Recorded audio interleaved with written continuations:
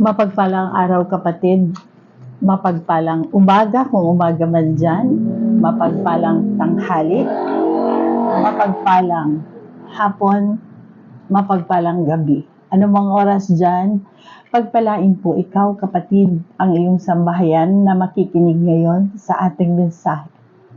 Purihin ang Panginoon, pinupuri ka namin, O God, thank you muli, O Lord. Tayo po ay manalangin. Iyuko po natin ang ating ulo. Lord, purihin ka, Father. Pinupuri ka namin, Ama. Lord, dinadakila ka namin at karapat-dapat kang dakilain dahil kung wala ka sa aming buhay, Father God, kung wala kaming Diyos sa kataas-taas ang langit na nagmamahal sa amin, Lord God, hindi namin maaayos ang buhay namin. Kami ay nandoon pa rin sa ilalim ng sumpa na nagmula pa kay Adan at kay Eva, God. Lord, salamat, Father, sa kaligtasan na ipinagkaloob mo sa amin sa pamamagitan ng iyong bugtong na anak na si Jesus.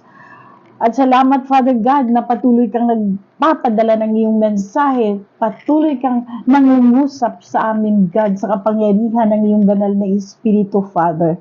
Lord, sa hapong ito, tinataas ko nga ang gawaing ito at ang lahat ng makikinig, Ama, aking tinataas, Father God, gabayan ng kapangyarihan ng banal na Espiritu ang kanilang pandinig, Father, sa pangalan ni Jesus, Ama.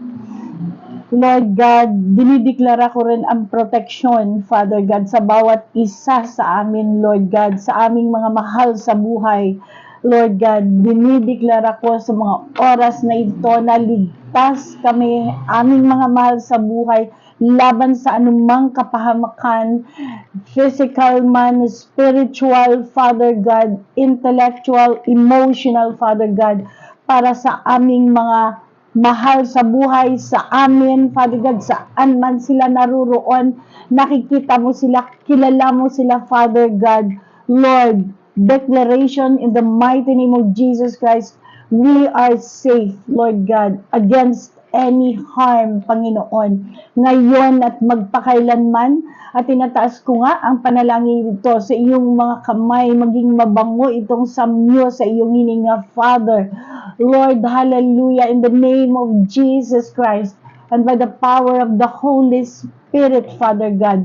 Tinataas ko rin ngayon sino man ang mga may sakit, nakahiga man, nakaratay man, anuman uri ng mga sakit niya, mula ulo hanggang talampakan, pagalingin, Panginoon, Ama, magkaroon ng kagalingan, Father, sa iyong mga kapangyarihang pagpapagaling.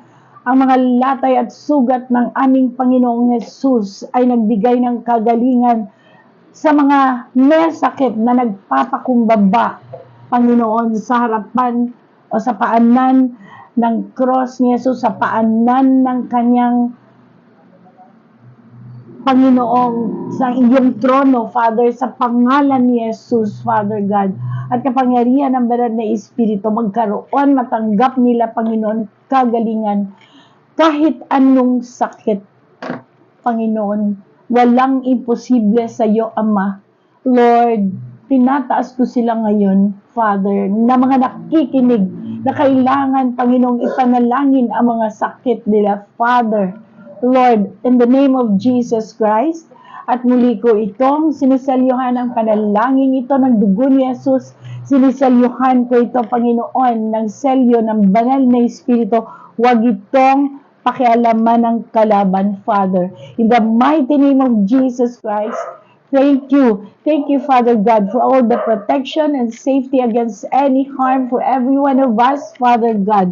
Thank you, Father God, in the name of Jesus Christ, for healing the sick, Father God, for healing their diseases, our sickness, Father God. Thank you. Dahil nagkaroon ng kagalingan, Panginoon, sa pangalan ni Jesus, sa kapangyarihan ng banal na Espiritu, makakatanggap ng kagalingan ang may sakit. In Jesus' name, this is my prayer, Father. Our prayer, in the name of Jesus Christ. Thank you. Amen and amen. Hallelujah, hallelujah. Maraming salamat sa makikinig at muli aking sinasambit, pagpalain ang bawat isa. Thank you, Lord. Thank you, God. May background po ako tahol ng aso. Okay lang. Hallelujah, God. Hallelujah. Tinataboy ko yan sa pangalan ni Jesus na tumigil. Nagsimula na. So, meron pong question, kapatid. Ikaw ba, kapatid, na nakikinig ngayon ay isang magulang or isang anak? O lolo o lola? Pwedeng nararanasan mo kung ikaw ay anak na nauutusan ka ng magulang sa ilang mga gawain sa pamilya. Gawain ba na kailangan sa loob ng bahay? O anuman iyan ay normal sa magulang, mag-uutos sa mga anak, kailangang gawin at iyan naman ay may kasamang pagmamahal. May kaakibat na pagmamahal ng magulang. Labas dyan ang ibang abusive na magulang kasi may mga abusive po, sumusobra sa mga anak. So, ang magulang po na nag-uutos, ibang usapan po yan na yung may kaakibat na pagmamahal, design po yan ng Panginoon. Dahil ang magulang po, yan ay nagsisimbolo. Lalo na yung ama, nagsisimbolo. Ang ama ni God the Father na protector and provider. Ang ina, ang pangalawa sa magulang na nag-a-assist sa mga kailangan ng pamilya. So normal po na ang magulang mag-uutos ng mga kailangang gawin, wag lang maging abusive. Ulit, design po ng God ang ganyan dahil nga simbolo ang pamilya ng God the Father, God the Son, God the Holy Spirit na nagpasakop kay Father God, ang anak, Jesus Christ, nagpasakop sa ang Holy Spirit. Iisa naman ang layunin at isang Diyos sila. Isa ang kapangyarihan. Ang ating pong text na kaakibat nga ang pag-utos ng magulang sa anak. Ganun din ang anak, pagsunod niya sa magulang, may kaakibat naman yun na pagmamahal. Huwag lang ang salbahing anak na lumalaban sa magulang. So, labas na po siya sa disenyo ng God. Ang abusive na magulang, labas sa design ng God na magkaisa at magmahalan ang mismo sa loob ng pamilya. So, ang ating pong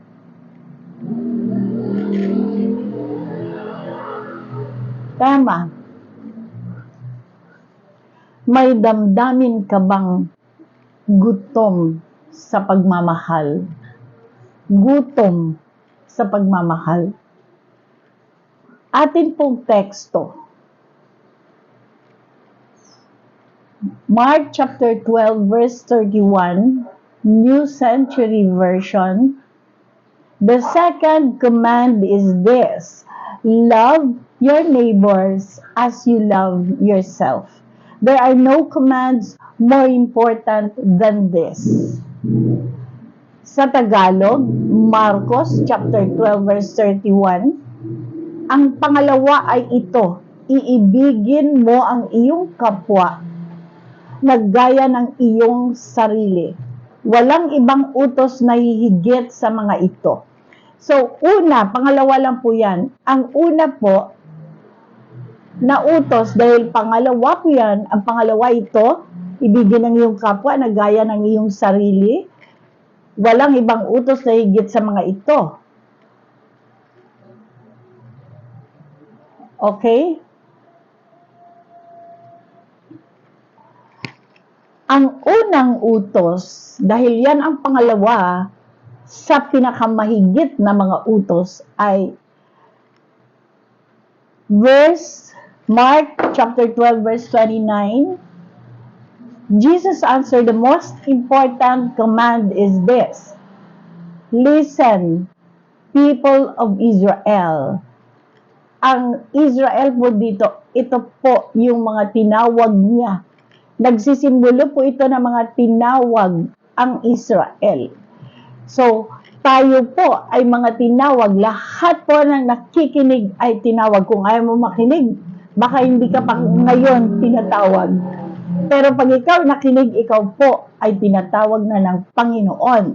So, ang Israel po dito, sabi, Jesus answered, sabi sa Mark chapter 12 verses 29 to 31, the most important command is this, sabi ni Jesus Christ, listen, people of Israel, the Lord our God is the only Lord.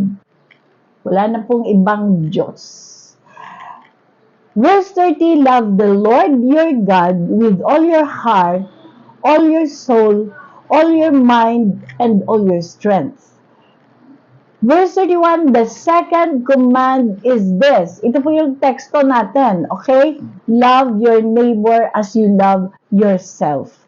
There are no commands more important than these two. Okay? Tagalog.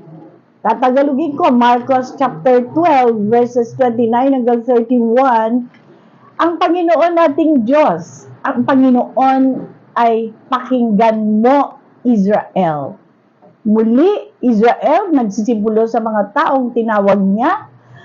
Ang Panginoon nating Diyos, ang Panginoon ay iisa. At iibigin mong Diyos ng buong puso. Iibigin mo ang Diyos ng buong puso mo. At ng buong kaluluwa mo, at ng buong pag-iisip mo, at ng buong lakas mo. So, bakit kaluluwa? Buong katauhan mo, ibig sabihin. Natin, kasama po ako dito.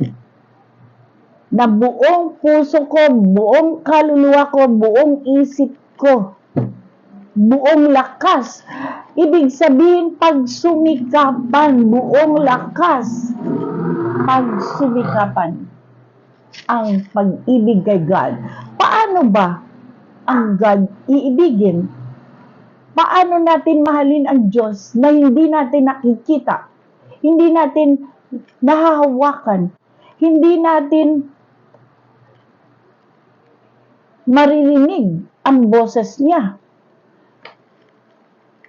Paano natin mahalin ang Diyos? Pagbulay-bulayan mo yan sa sarili mo, kapatid. Pagbubulay-bulayan natin yan, ang mga salitang yan, sa sarili natin. Pinakamahalagang utos ng Diyos. Mahalin siya ng buong puso, buong kaluluwa, buong isip natin, bawat isa sa atin, at ang buong lakas natin. At ang pangalawa ay nasa verse 31. Mahalin natin ang kapwa natin katulad ng ating sarili. So tayo po ay meron talagang blanco sa puno, not blanco. Meron po tayong portion sa ating puso na naghahanap o naggugutom sa pagmamahal. Para sa Diyos po yan. Pagmamahal yan ng Diyos na inilagay niya sa ating puso. Okay. Ang sinasabing mahalin mo ang iyong kapwa katulad ng iyong sarili. Unang-una na po na kapwa ay ang nasa loob ng inyong tahanan. Sa loob ng iyong pamilya. Una, magulang sa anak, once na pinanganak niya ang isang anak niya. Dalawa man yan o tatlo man yan. Yan po ay pinagkaloob ng God para mahalin, alagaan, palakihin Ganun din po ang mga anak. Mahalin ang magulang. Yan po ang disenyo ng God. Unang-una po sa mga kapwang nakasulat. Hindi po kapwa na yung sa labas ng tahanan natin. Yes. Pero ang una po ay magulang, mga anak, mga kapatid. Yan po ang unang kapwa na, kasi tao yan eh. Kapwa mo tao yan. Hindi po natin, ay marami. Bigla pumasok sa isip ko, mas mahal pa nila ang hayop kaysa sa kanilang pamilya sa loob ng bahay. Ngayon, ang dami nagkalat na, yes, mahalin natin yung mga hayop na dapat nating alagaan. Pero ang pinag-uusapan po natin dito, kapwa-tao. Mahalin natin ang ating kapwa katulad ng pagmamahal natin sa ating sarili. Paano po ba? Example ko ako, sarili ko ha. Ang ibig ko sa kapwa ko, kung meron kang, kung gusto mong mahalin ka ng kapwa mo, kasi mahalin daw natin ang kapwa natin eh. So, kailangan po, tulad ko, feeling ko, hindi naman yung mahalin ka na yayakapin ka, sasabihan ka ng I love you. Ang ibig sabihin na mahalin ang kapwa, magkaroon tayo ng konsiderasyon. Ipakita natin na okay siya.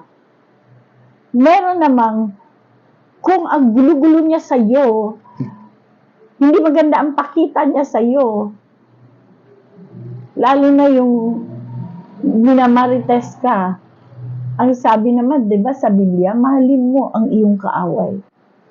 Ang sa akin po naman, na ibig ko lang tong i-share, ayoko magpakita ng kasupladahan. Isa po yan sa pagmamahal sa kapwa. Ngayon po kasi marami ka nang nakakasalubong, may suplada, bibili ka lang sa grocery, sinisinimangutan ka. Ngayon, ang akin pong ginagawa, dahil ayoko ng ganon, mahal ko ang sarili ko. Gusto ko smile ka sa akin, gusto ko makinig ka sa akin, pag nagsasalita ako, ganon po ang ginagawa ko. Nag-i-smile po ako, hindi ako nagsisimangot. Isa po yan sa magandang ugali sa kapwa. Ngayon po, minsan, nakatatlong sakay na ako sa tricycle na pag ang senior, kailangan merong pag sumakay, ganun din sa jeep, sa mga public vehicle, kailangan meron talaga yan sa batas na merong discount. Pero nakatatlong sakay na po ako na sinabi ko, pag sumakay po ako, hindi po sa tricycle o sa public vehicle, hindi ko po kinukuha yung discount. Pero pag minsan, tinitingnan ko, tinitesting ko, senior po ako, meron po akong discount. Minsan, dinadagdagan ko pa. Bakit? Mahal ko ang kapwa ko. Pero sinusubukan ko rin. 3 po ang nagsabi na, ay, ang bayad niyo po ganito eh. Tapos sabi ko, di ba may discount? Yan po ang sinisingil namin eh. Senior po ako. Di po ba may discount? Di ba parang nakakainis? Sinasabihan ko, sorry, patawarin ako ng Panginoon. Patawarin ako. Yung parang napoprovoke ka na mainis, yung ganon. Kasi parang hindi nila binibigyan ng discount, ayaw nila, parang galit sila. Hindi nila, samantala kilala ako ng iba naman ng mga nagda-drive ng tricycle na sobra ang binibigay ko. Tinitesting ko lang, sinusubukan ko lang. Tapos parang nag-trigger sa'yo na grabe to, hindi magbibigay. So, hindi yun po yung hindi marunong magmahal sa kapwa. Darating at darating yung time na magiging senior din siya. Ganon din po, pag akong may binibili, minsan sa grocery o kaya sa isang store, pinapakita ka ng suplada, nakasmile naman ako. Hindi ko hinihingi na palitan nila ng smile. Pero, di ba, kung mahal natin ang ating kapwa, mahalin din natin. Isa po yun na sa akin lang yun, personal, na hindi sila magkakaroon ng galit sa'yo. Okay. So, ang iba, sobrang doon na lang muna. So, kung kayo nakakaranas ng ganon, love your neighbors as you love yourself. Kapwa po natin yan. At mahalin natin ating kaaway. Minsan nakikipag-sorry sa Panginoon. Tinatakot ko minsan dahil hindi man lang to ganito sa mga seniors. Hindi lang sa sarili ko. Yes. Minsan sinasabihan ko, alam mo, although kilala ko naman talaga, admin ng isang association ng mga tricycle. Pero, yun, isa lang na example ko po, hindi po ako lalabas sa ating mensahe na mahalin ang kapwa tulad ng pagmamahal sa sarili, una na sa pamilya, magulang sa anak, walang kasamang abuse, at anak sa magulang. At ganun din magkakapatid, mauuna po yan sa loob ng bahay ang kapwa po natin. Okay. Kung hindi natin kayang mahalin ang kapwa natin na para sumunod tayo sa Diyos, ang Diyos pa kaya na may likha sa atin, kaya ba nating mahalin? Kaya nating sundin? Na nagmamahal sa atin? Kaya po ang ating Panginoon, meron po tayong Holy Bible. Ito po ay kilos ng banal na espiritu na makapangyarihan na hindi mawawala itong Bible na to para makilala siya. Kaya buong sikap po nating gagawin na basahin po ang Biblia para po ito ay kasulatan ng ating Diyos. Okay? Ang pagmamahal natin na gagawin ay alamin ang mga nakasulat na batas at ang mga utos ng Diyos sa banal na kasulatan. Number 1, pagbulay-bulayan ang mga nakasulat sa Biblia isa-isa. Hindi po yun ang kapal naman yan. Mahirap. Isa-isahin niyo po, bigyan niyo ng panahon. Number 1, pagbulay-bulayan ang mga nakasulat sa Biblia. Pangalawa, sundin ang mga utos. So, isa na yon ang pinakamahalaga. So, ito po yun, pinakamahalaga. Bigyan ng panahon. At mahalin ang kapwa katulad ng pagmamahal sa sarili. Kung mamahalin natin ang ating kapwa na ayon sa utos ng Diyos natin na mahalin tulad ng pagmamahal natin sa ating sarili, mahal na rin natin ang Diyos. Kaya nga, binigyan tayo ng pamilya, may mga kapitbahay tayo, may mga kaibigan tayo. Dito po natin maipapakita at masunod ang utos ng ating Diyos. Ngayon po, amen po ba? Sabi sa Matthew chapter 7 verse 12, do to others what you want them to do to you. This is the meaning of the law of Moses and the teachings of the prophets. So noon pa tinuturo at tinuturo din ito ng mga propeta noon pa, nakasulat sa banal na kasulatan. Sabi sa Mateo chapter 7 verse 12 sa Tagalog, kaya nga lahat ng mga bagay na ibig ninyo nasa inyo'y gawin ng mga tao, gawin naman ninyo ang gayon sa kanila, sapagkat ito ang kautusan at ang mga propeta. So example ko ulit, lahat kasi itong mga para sa atin, kasama po ako doon. Kaya nga ang ginagawa ko, lagi ako nakasmile. Pagka ako ay natitrigger na magalit, gaganon ako. Gusto ko sumimangot. Pero, hindi po tayo perfect. Pero, ginawa ko talaga sa nature ko na ganon dapat. Maging nature natin. Kasi bago na tayong nilalang, pag tayo po ay may relasyon kay God at susunod, hindi na natin sundin ang sarili nating gusto. Kaya nga sinabi muli sa Bible, mahalin ang kaaway mo. Ang love your enemy. Hindi naman ibig sabihin, yakapin mo. O sabihan mo ng I love you. Kasi tayo, sanay tayo sa ganun eh. Na pagka ganun naman talaga, warm love yun. Sa loob ng tahanan, sa family, na pag nandyan lang, yayakapin mo ang anak mo, may kasama pang kiss, sasabihan pa ng I love you.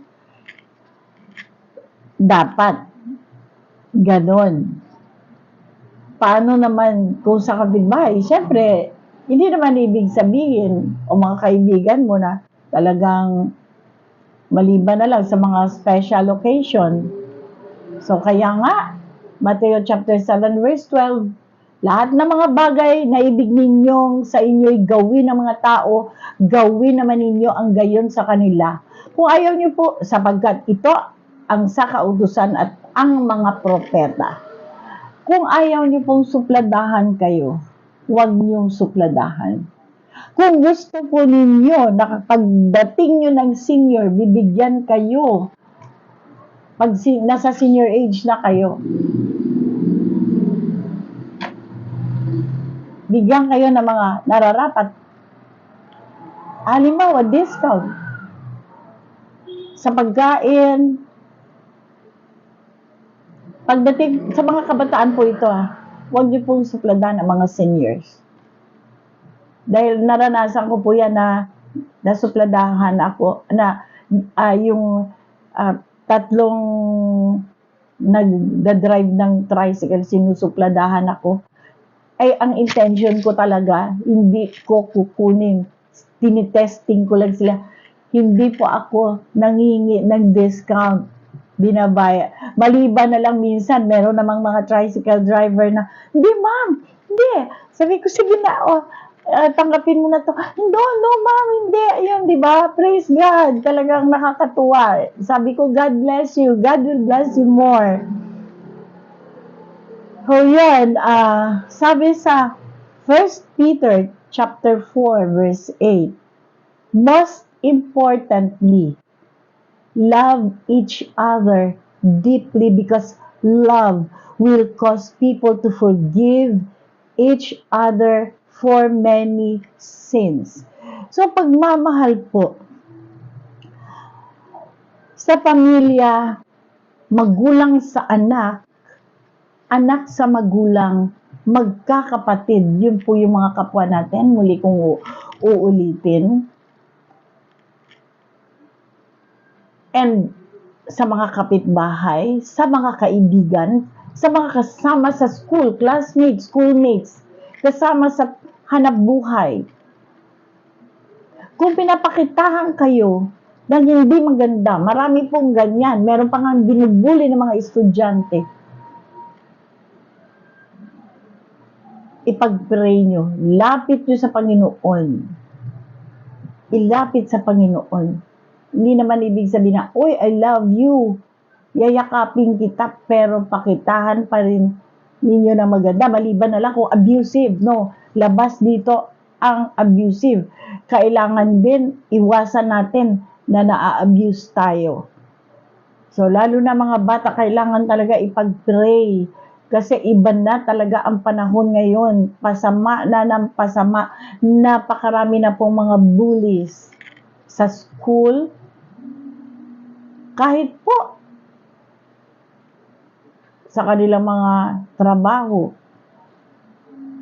So ang Tagalog po ng 1 Peter chapter 4 verse 8 ay, nauna sa lahat ay maging maningas kayo sa inyong pag-iibigan, sapagkat ang pag-ibig ay nagtatakip ng karamihang kasalanan. So, yung nagsusuplada sa iyo o nagpapakita ng pagkasuplado, kung gusto mo, iwasan mo na lang. Or, kung kaya mo pa, halimbawa lang, yun nga, sa mga store, minsan pag bumili ka, pero meron namang mababait, hindi po lahat. Hindi po lahat. Merong ang suplada ng approach, yung nakasimangot, parang gusto kang dabugan. Kung sino man yan, na nakikinig ka man ngayon, mahalin mo ang iyong mga customer. Kasi bilang senior, na-i-encounter ko yung ganun, no? So, nakaka-trigger ng galit, pero kailangan kalma lang. So, sabi sa 1 Peter, okay, may conclusion po tayo. Ang conclusion po natin is 1 John chapter 4 verse 7 to 8. Dear friends, sabi sa nakasulat sa 1 John chapter 4 verse 7 to 8. Dear friends, we should love each other because love comes from God. Everyone who loves has become God's child and knows God. Whoever doesn't love does not know God, because God is love.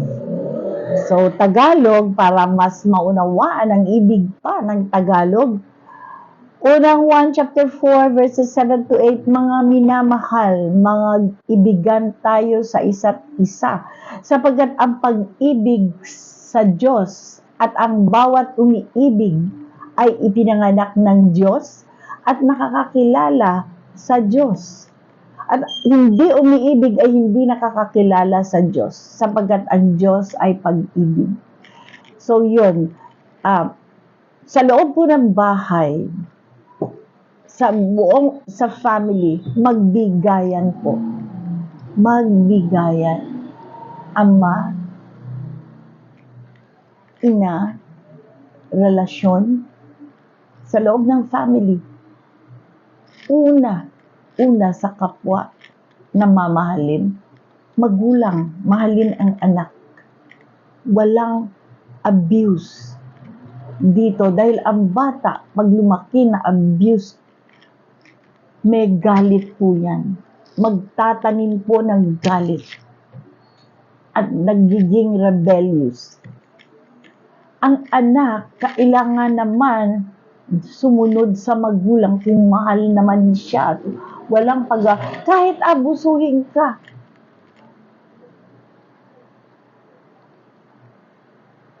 Ng magulang mo, hindi mo kayang labanan yan.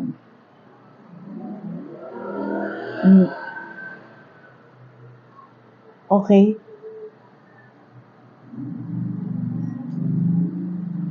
So, dito po, ang hindi umiibig ay hindi nakakakilala sa Diyos sapagkat ang Diyos ay pag-ibig. Ano ang gagawin natin? Okay. Sabi sa 1 Corinthians chapter 16 verses 13 to 14, be alert. Continue strong in the faith. Have courage and be strong. Do everything in love. Magsipag-ingat kayo, magpakatibay kayo sa pananampalataya.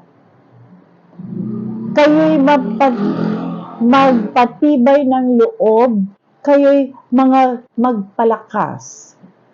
Gawin ninyo sa pag-ibig ang lahat ninyong ginagawa. Alam niyo po, ibig ko lang i-testimony ito. Hindi pa ako noon born again Christian. Pag ako po merong ginagawa sa bahay na pagod na ako, minsan kapanganganak ko lang, iniisip ko, nagpe-pray ako, inaalay ko po ito sa iyo, Ama, itong mga pagod ko. Amen? Kaya, huwag po kayong mapagod na gumawa dahil sa pagmamahal sa kasama sa tahanan. Huwag kayong mapagod na mahalin ang anak, huwag mapagod na mahalin ang magulang at mga kaapu-apuhan. Huwag mapagod na mahalin ang mga kaibigan, ang mga kapitbahay. Iwasan nyo lang kung inaabuso kayo. At huwag po tayong magpaabuso din. Huwag tayong gumante. Yun. So tayo po, dito tayo nagtatapos. Tayo ay manalangin. Hallelujah, God. Thank you, Father. Thank you, Lord God. Salamat, Ama, sa iyo, Panginoong mga mensahe sa amin dahil mahal mo kami. Ibig mo, Panginoon, na makasama mo kami sa iyong kaharian. Kaya kailangan huwag kaming mapagod na sumunod sa iyo, na makinig sa iyo, na magpagbulay-bulayan ng iyong mga salita, Panginoon, na nakasulat sa Biblia, na makinig, Panginoon, sa mga lingkod mong nagtuturo kung anong dapat gawin na nanggaling sa iyo na mga mensahe, God. Lord, thank you, Father. Salamat. Lahat, Panginoon, na nakikinig ngayon, salamat sa buhay nila, pagpalain ang kanilang tahanan, matatanggap nila, Ama, Lord, ang iyong pagmamahal. Panginoon, sa mga oras na ito, thank you, God. Thank you. Thank you, Lord Jesus. Thank you for your name, a name above every name. Thank you, Holy Spirit. Salamat, Ama, na matatanggap din ng kagalingan, Panginoon, ang naghihiling ng kagalingan sa pangalan mo, Jesus, sa kapangyarihan ng banal na Espiritu, Ama. Hallelujah, God. Thank you, Lord. Thank you. In Jesus' name, amen and amen. Pagpalain ang bawat isa, bawat tahanan, bawat pamilya. Kapayapaan aking dinideklara sa bawat isa sa atin sa pangalan ni Jesus, sa kapangyarihan ng banal na Espiritu. Kapayapaan, pagmamahal, kagalakan, pag-iibigan. Amen? Thank you. Thank you, Lord. God bless.